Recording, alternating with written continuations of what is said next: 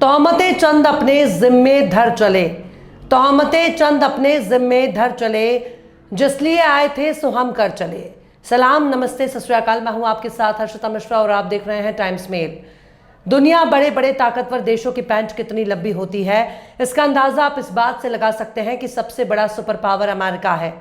उसका बच्चा इजराइल भी उतना ताकतवर नहीं है जितना खुद अमेरिका है। अमेरिका के जंग लड़ने का तरीका, अमेरिका के हथियार, अमेरिका के गोला बारूद, अमेरिका के मिसाइल और अमेरिका के एयर डिफेंस सिस्टम मुकाबला करने में दुनिया के बहुत से देश पीछे हैं। खासकर अमेरिका के फाइटर जेट का कोई जोड़ ही नहीं है। उसके फाइटर जेट का मुकाबला करना बहुत ही मुश्किल है। इसी की वजह से अमेरिका अपने फाइटर जेट को दुनिया के अलग अलग देशों को बेचता है।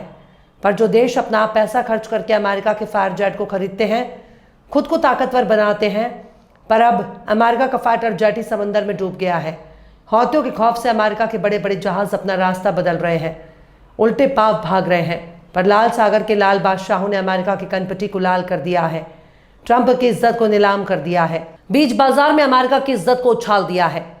अब देखिए कि दुनिया के जितने भी देश अमेरिका के हथियार को खरीदते हैं, वो ना सिर्फ अमेरिका के हथियार खरीदते हैं बल्कि अमेरिका की पॉलिसी भी खरीदते हैं। वो पॉलिसी जो हथियार खरीदने वाले देश को गुलामी के जाल में फंसा देती है। इसी गुलामी के जाल में फंसाकर अमेरिका पूरी दुनिया को अपनी मुट्ठी में कैद कर लेना चाहता है ताकि वो दुनिया को उंगलियों पर नचा सके। लेकिन इस वक्त अमेरिका के लिए यमन के हूती इतना बड़ा नासुर बन चुके हैं जिनके हमलों से बचने में अमेरिका का एयर डिफेंस सिस्टम भी फेल हो चुका है, वो नाकाम हो चुका है। उसे समझ में नहीं आ रहा कि आखिर इन लोंगी चप्पल वालों को कैसे रोका जाए। एक भी जहाज को यमन के हूती समंदर से गुजरने नहीं दे रहे हैं। इजराइल के बंदरगाह भी ठप हो चुके हैं। इजराइल की माली हालत भी पतली हो चुकी है। अमेरिका के ड्रोन भी यमन में कबाड़ बन चुके हैं। ऐसे में अमेरिका के एयरक्राफ्ट कैरियर से अमेरिका का एक फाइटर जेट नीचे गिर गया, जिसकी वजह से अमेरिका के फाइटर जेट को लाल सागर की खुराक बननी पड़ी। अमेरिका इस वक्त यमन के हमलों में बचाने की कोशिश कर रहा है। ट्रंप अपने आलिशान बंगले में मौज काट रहे हैं, व्हाइट हाउस में बैठकर दुनिया को गुलाम समझ रहे हैं। पर यमन के अंसारुल्लाह ने अमेरिका के एयरक्राफ्ट कैरियर को खदेड़ना शुरू कर दिया है, भगाना शुरू कर दिया है, लखेड़ना शुरू कर दिया है, पानी में दौड़ाना शुरू कर दिया है। पर अमेरिका हूतियों के खौफ से अपने फटे हुए पतलून को बचाने की कोशिश कर रहा है। पर फटी पतलून को छिपाने के लिए उसके पास कोई भी चादर मौजूद नहीं है, क्योंकि दूसरों का चादर छीनने वाले, दूसरों का आशियाना उजाड़ने वाले, दूसरों के सिर से छत छीनने वाले जब खुद के सिर पर चादर रखना चाहते हैं तब उनको चादर का एक टुकड़ा भी नहीं मिलता। ऐसे में अमेरिका का डूबा हुआ फाइटर जेट इस वक्त ट्रंप के चेहरे पर एक बदनुमा दाग बन चुका है, जिसे छुपाकर भी नहीं छुपाया जा सकता। आखिर कैसे जान बचाकर भाग रहा अमेरिका का एयरक्राफ्ट कैरियर? आखिर कैसे हूतियों के खौफ से लाल सागर में गिरा अमेरिका का फाइटर जेट? आखिर कैसे हूतियों ने काट दिया अमेरिका की नाक? आखिर कैसे अमेरिका की इज्जत यमन में हो रही है खाक? बताएंगे आपको और भी बहुत कुछ। लेकिन आप अगर हमारे चैनल पर नए हैं और पहली बार हमारी वीडियो को देख रहे हैं तो आप हमारे चैनल टाइम्स मेल को सब्सक्राइब कर लें, वीडियो को लाइक कर दें और बेल आइकन का नोटिफिकेशन बटन भी प्रेस कर दें ताकि बिना देरी हमारी हर खबर आपको मिलती रहे। लौटते हैं आप खबर की तरफ। कहते हैं कि दुश्मन को कभी कमज़ोर नहीं समझना चाहिए, चाहे वो दुश्मन कितना ही कमज़ोर नजर आए, पर दुश्मन को कमज़ोर समझना बहुत भारी पड़ सकता है। अब अमेरिका को ही देख लीजिए, पूरी दुनिया को उंगलियों पर नचाता है, पर लाल सागर में इजराइल के लिए हूतियों से जंग लड़ने वाले डोनाल्ड ट्रंप अपने ही जाल में फंसते जा रहे हैं, जिसका खामियाजा पूरे अमेरिका को भुगतना पड़ सकता है।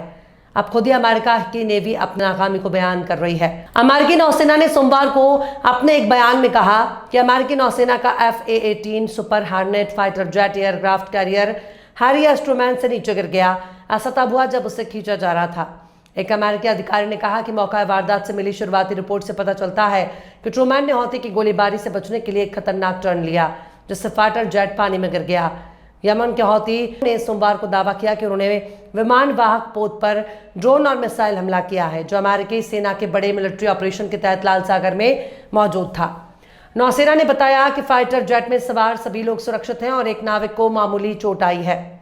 बयान में कहा गया कि जब मूव क्रू ने फाइटर जेट कंट्रोल खो दिया तब F/A-18E एक्टिव होते हुए ही हैंगर बे में टो के नीचे था। फाइटर जेट और टो करने वाले ट्रैक्टर समुद्र में गिरने के बाद गुम गए। फाइटर जेट को खींचने वाले नाविकों ने जहाज के पानी गिरने से पहले उसे हटाने के लिए तुरंत कार्रवाई की। फिलहाल इसकी जांच चल रही है। एक दूसरे अमेरिकी अधिकारी ने CNN को बताया कि जहाज समंदर में डूब गया है। नौसेना के मुताबिक एक F-18 लड़ाकू जहाज की कीमत $60 मिलियन से ज्यादा है। अमेरिकी नौसेना का एयरक्राफ्ट कैरियर दुनिया का सबसे बड़ा जंगी जहाज है। पूर्व अमेरिकी नौसेना कप्तान कार्लोस शूटर ने CNN से कहा, बचने के लिए एयरक्राफ्ट कैरियर जिग-जैग का इस्तेमाल करते हैं, यानी टेढ़े मेढ़े चलते हैं। शूटर ने कहा कि आप आमतौर पर 30 से 40 डिग्री की बारी बारी से कई मोड़ लेते हैं। हर मोड़ पर लगभग 30 सेकंड लगते हैं, लेकिन मोड़ तेजी से शुरू होता है। ये एक टेढ़ी मेढ़ी कार में सवारी करने जैसा है। उन्होंने कहा कि अगर जहाज सबसे तेज रफ्तार में चल रहा हो तब मुड़ने पर तकरीबन 10 से 15 डिग्री झुक जाता है, लेकिन इससे जहाज अपने टारगेट से 100 से 200 गज दूर चला जाता है। Truman carrier strike group Middle East में तैनात है। हुतियों के हमले के वक्त ये लाल सागर में मौजूद था। ट्रूमैन को हुतियों ने बार बार हमले का निशाना बनाया गया। फरवरी में यह तब सुर्खियों में आया जब यह मिस्र के पास एक व्यापारी जहाज से टकरा गया। किसी के घायल होने की खबर नहीं है। ट्रूमैन के एक अन्य F-18 पर भी दिसंबर में लाल सागर में क्रूजर USS गेटिसबर्ग द्वारा गलती से फायर कर दिया गया, जिससे 2 जहाज पर फायर हुआ, उससे मार गिराया गया। दोनों पायलट सुरक्षित रूप से बाहर निकल गए। लाल सागर में अमेरिकी नौसेना के दूसरे जहाज भी हुती हमलों का निशाना बन चुका है। 2024 की शुरुआत में एक अमेरिकी डिस्ट्रॉयर को हुती की क्रूज मिसाइल से बचने के लिए अपने आखिरी हिफाजती सिस्टम फाइनेक्स का इस्तेमाल करना पड़ा। मिसाइल सिर्फ 1 मील दूर थी, यानी चंद सेकंड में टकरा सकती थी।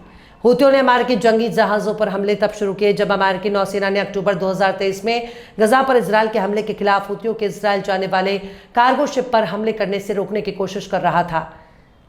हाल के हफ्तों में ट्रंप हुकूमत में यमन में हुती ठिकानों पर हवाई हमले बढ़ा दिए। इसके जवाब में हुतियों ने अमेरिकी जहाजों पर और हमले की धमकी दी।